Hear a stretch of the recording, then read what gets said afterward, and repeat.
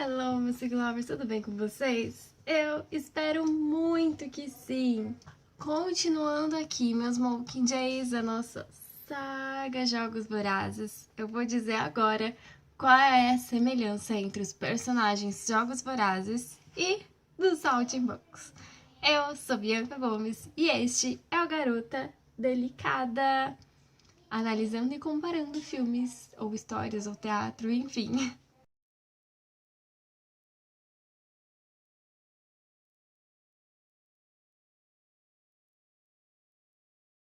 Antes de começar dos personagens, tem uma semelhança muito forte entre Jogos Vorazes e o Brasil em geral, que é quando foi feito os Saltimbancos.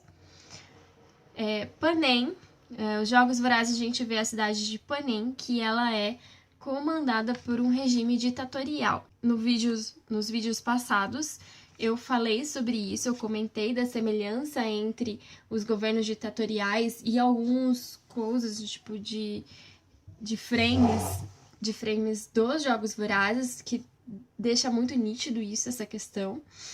Então, Panem, ele era governado por uma ditadura. E o Chico Buarque, quando ele fez a releitura dos Saltimbancos, de uma outra peça italiana, o Brasil também estava diante de uma ditadura. Então, muito do que tem nos Saltimbancos é reflexo do governo que estava sendo vigente, do que estava acontecendo no país naquela época, assim como muitas outras obras do Chico Buarque também. E então tem muito disso, dessa questão. Esse é um dos motivos pelo qual é tão semelhante os Saltimbancos com os Jogos Vorazes. Ambos falam de ditaduras, de diferentes formas, diferentes visões, mas sim uma ditadura. Vou continuar aqui, então, falando sobre os personagens, qual é a semelhança entre eles. E eu vou começar sempre falando dos Saltimbancos e depois levando para os Jogos Vorazes, beleza? Vou começar com o jumento. Eu? Eu sou um jumento. Não sou bicho de estimação. Não tenho nome, nem apelido, nem estimação. Sou jumento e pronto. O jumento, ele dita o que a gente chama de percepção de classe.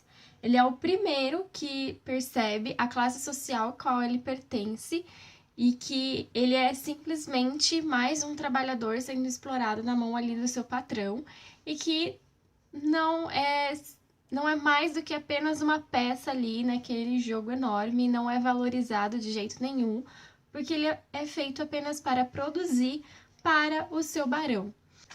Em algumas análises dos saltimbancos, o jumento é visto como o trabalhador rural, aquele trabalhador que está no campo e que sempre trabalha muito, mas ele é esquecido por geral, assim, nós quase não lembramos que existe trabalhador rural, muito menos os grandes trabalhadores. Quando pensa em agronegócio, a gente sempre pensa naquelas máquinas grandes, nos grandes fazendeiros, e a gente esquece da mão de obra que é necessária para o agronegócio. E que muitas vezes, em alguns lugares, alguns locais, utiliza de um trabalho quase que escravo, uma condição semi-escrava. Sem contar também o trabalho infantil, assim como nas mineradoras também existe e nas salinas também existem o trabalho infantil. Nós aqui na grande cidade estamos acostumados a ver o trabalho infantil nos semáforos ou no caso das praias vendendo as coisas ou na praia ou no semáforo, enfim, nesses locais, mas sim existem outros tipos de trabalho infantil e pasmem, isso é um trabalho infantil. A venda no semáforo é um trabalho infantil. Não é lugar para criança estar, tá? Só pra gente pensar. A criança deveria estar na escola brincando e não trabalhando vendendo balinha no semáforo. Só pra gente pensar um pouquinho. Então o jumento, ele foge cansado de ser apenas mais um naquele meio todo e só produzir as riquezas para o seu patrão. Eu trago aqui como jumento, então, a nossa grande heroína, a Katniss Everdeen.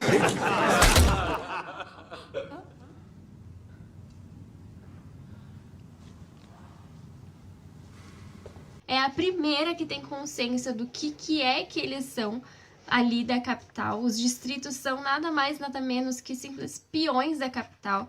principalmente os participantes dos jogos. Eles são muito mais do que todos os distritos, porque eles são simples e puramente feitos para entreter e alienar os moradores da capital. Eles não são nada além disso, e isso às custas de grandes mortes violentas, esse entretenimento.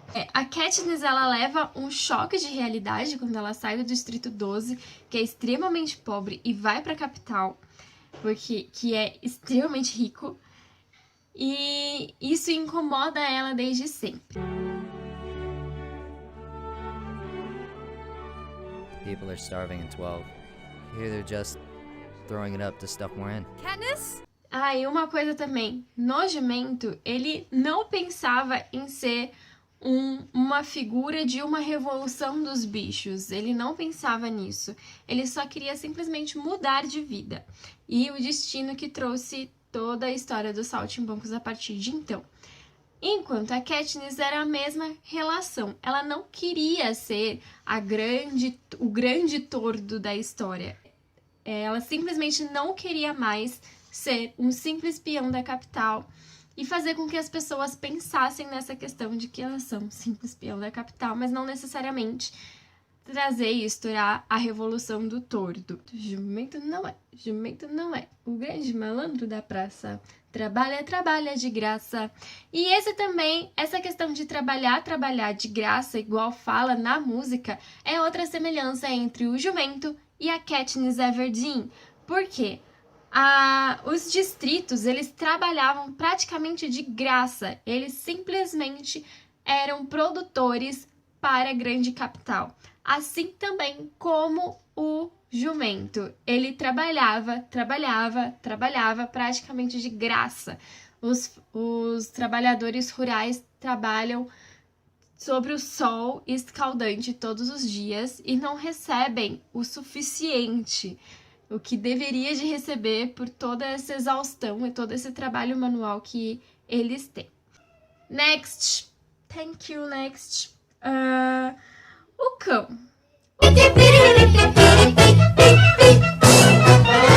Apanhar a bola lá e estender a patata. O cão nada mais é que o soldado alienado, obediente, se via importante quando descobre que faz parte da mesma classe que o restante. E o cão, ele tem vários personagens que a gente pode trazer aqui.